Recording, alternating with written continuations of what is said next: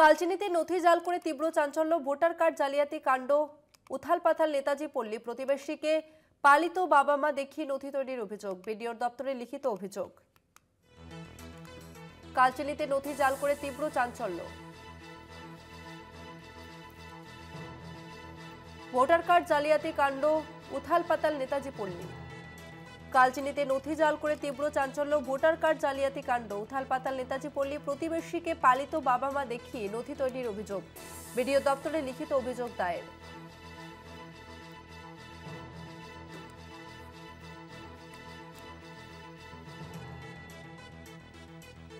কালচিনিতে নথি জাল করে তীব্র চাঞ্চল্য, ভোটার কার্ড জালিয়াতি কাণ্ড উথালপাতাল নেতাজি পল্লী।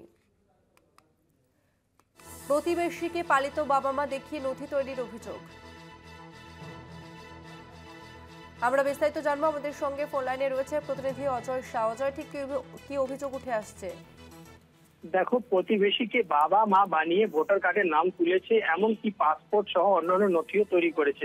এসআইআর ফর্ম ফিল আপ করতে গিয়ে কিন্তু এই ঘটনার সামনে এলো। আর ঘটনার জেরে ব্যাপক চাঞ্চল্য ছড়িয়েছে আলিপুরদুয়ার জেলার কালচিনি ব্লকের হ্যামিল্টনগঞ্জ নেতাজি পল্লী এলাকার। যেটা জানা যাচ্ছে, ওই এলাকার বাসিন্দা অনিমা বিবি, তার অভিযোগ তার প্রতিবেশী হেদার শেখ তাকে মা বানিয়ে, তার স্বামী বেলাল শেখকে বাবা বানিয়ে ভোটার কার্ডের নাম তুলেছে, এমনকি অন্যান্য নথিও তৈরি করেছে। এসআইআর ফর্ম ফিল আপ করতে যখন অনিমা বিবি গিয়েছিলেন, সেই সময় কিন্তু সেই বিষয়টি তিনি জানতে পারেন। এরপর তিনি সেই ব্যক্তিকে যখন বলতে যায়, সে সময় সেই ব্যক্তি তাকে হুমকিও দিয়েছে বলে অভিযোগ রয়েছে অনিমা বিবি। এরপরেই দেখা গেল সেই অনিমা বিবি অভিযুক্তের বিরুদ্ধে কালচিনি বিডিওর কাছে দ্বারস্থ হয়েছে। বিডিওকে তিনি লিখিত অভিযোগ দায়ের করেছে। যদিও যে অভিযুক্ত রয়েছে তার বক্তব্য যে